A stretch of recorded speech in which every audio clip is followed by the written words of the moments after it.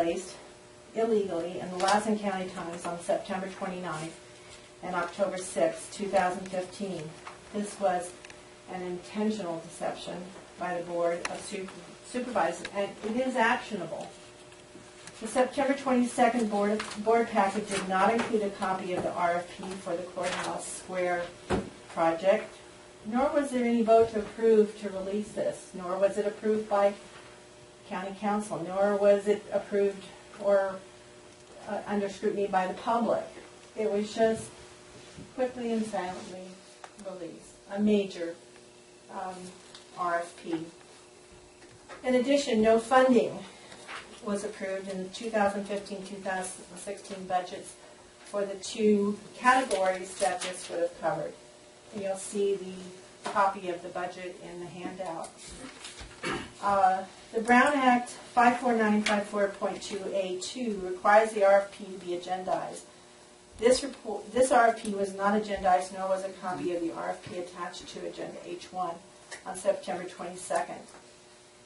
Second violation, 5494.2B, requires the board to publicly identify the item they intend to take action on if it is an emergency issue.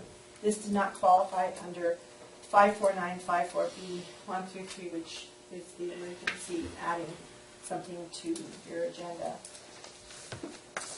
Third violation, 54954.3, requires that the public have an opportunity to comment on the RFP. And first, Jeff, you don't remember, but there was the same study done in 2013, and I think we paid $30,000 or $40,000 for it. And I have a copy of it, and you can get a copy from Mr. Egan also. The board cannot continue to be bullied by the obsessions and abuses of one supervisor. Our remedy, and there are other remedies and actions we can take, and we intend to. The Courthouse Square modernization RFP is void, and no further action can be taken on Agenda H2 today. So if you want to continue doing things, he tried 3 times in public, and he didn't get a new boardroom. And this was an unfortunate backroom deal that maybe some of you didn't even know about, but to spend another $133,000 on with no money. You didn't budget any money for this. And the way you did it is kind of sad that you think this kind of stuff is okay. You think the public won't notice. They do notice. And I suggest doing it over the right way. Like I said, this is actionable. You didn't follow the Brown Act, and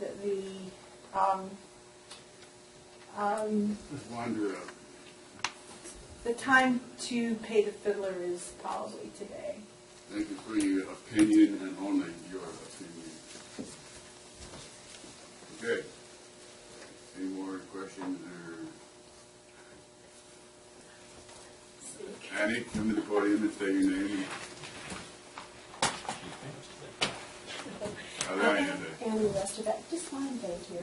And I would like to say, I think the public is looking forward very much to having the board in the new, your new large room, and that more people will come out and you will be able to serve the public in a much better way. And I don't know Mr. Chapman, but he is my supervisor. And I personally take offense to the public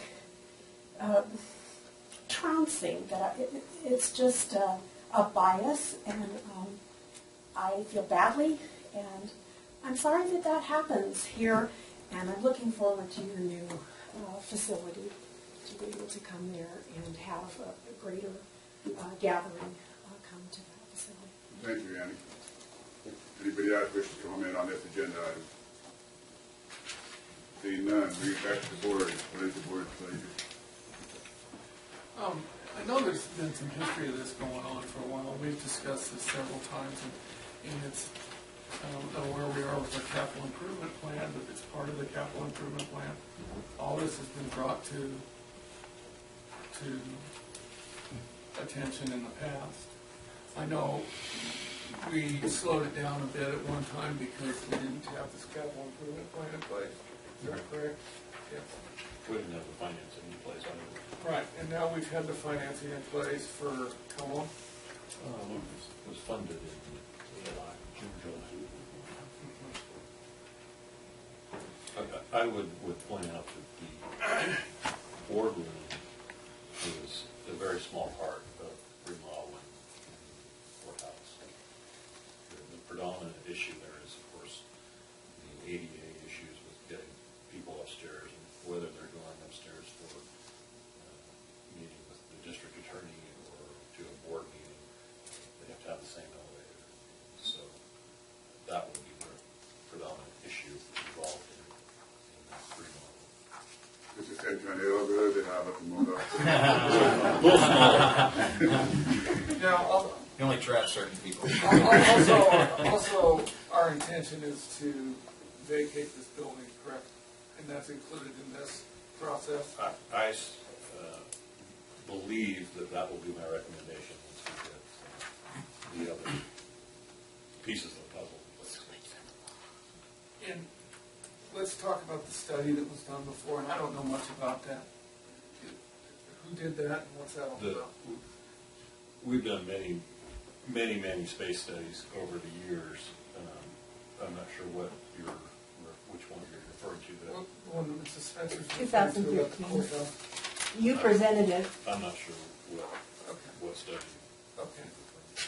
So we've done the time and space study and all that there previously, and we're not redoing it with this. This is the... No, this is an actual architectural engineering. I just want to get that out. Yeah.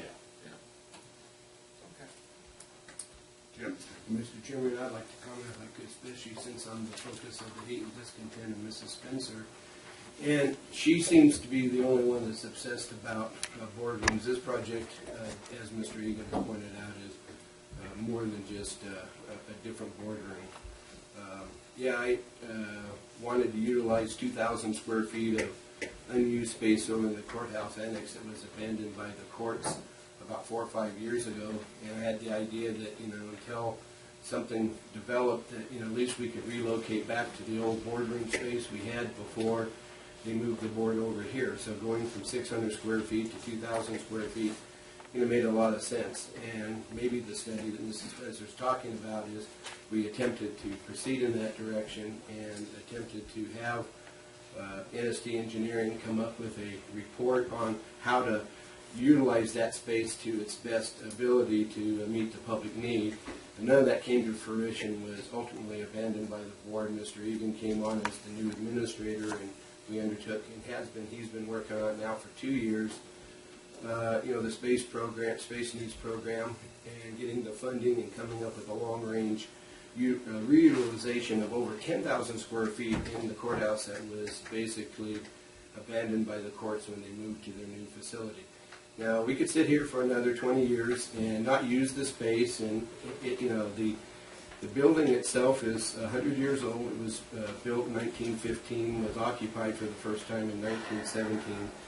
And, the work that Mr. Egan is proposing that this architect would basically come up with the final plans for won't be completed until probably the end of next year or early 2017, long after Mr. Powell and I leave the board. So the idea that I'm doing this so I could have a fancy new boardroom is nothing more than Mrs. Spencer's fantasy. She has an obsession. I get it.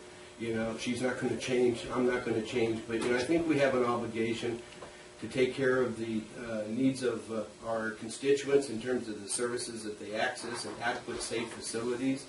The employees that work for us that provide those services need to have adequate, safe environments.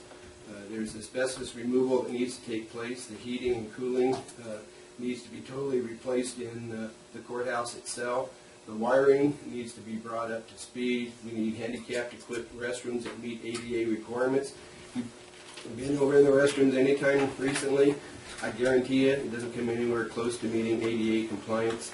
The elevator project includes developing restroom facilities that are new and modern.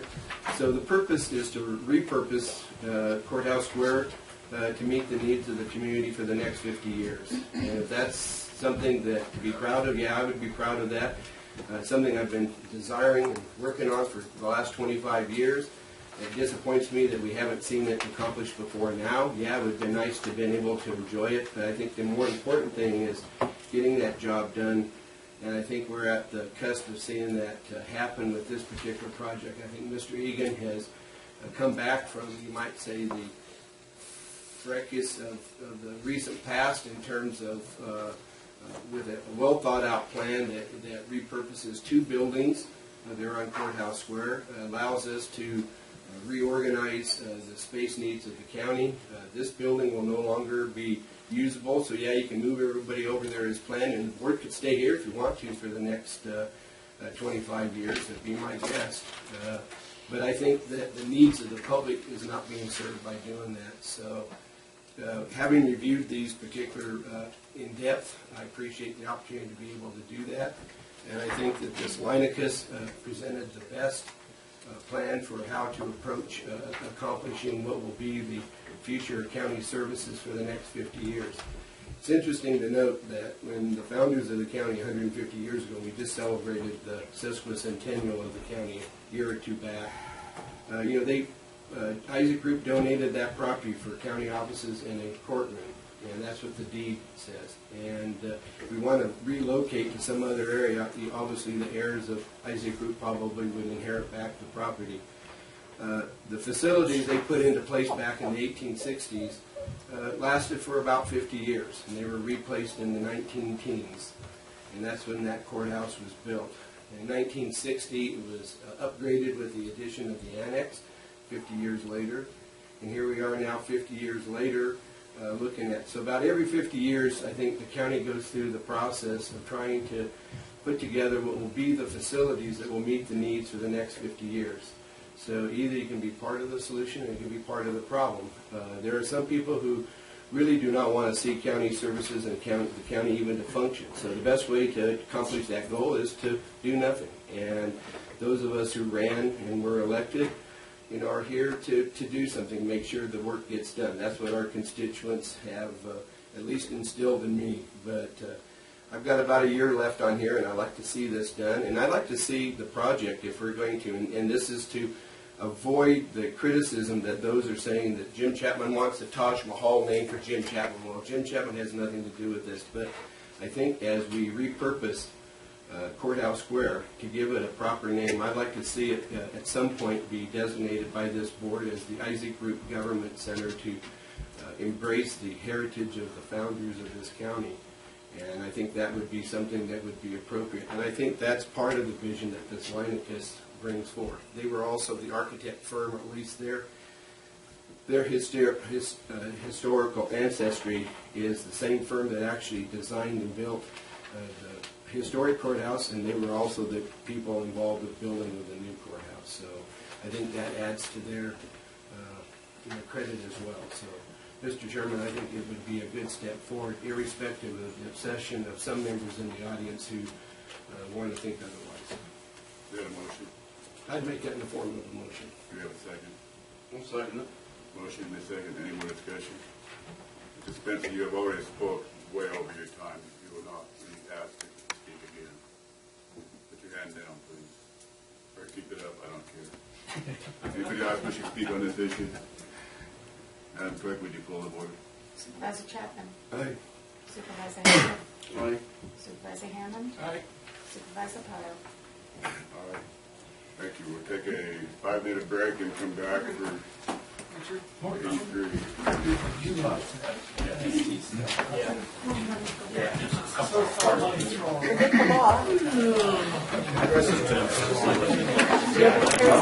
Yeah.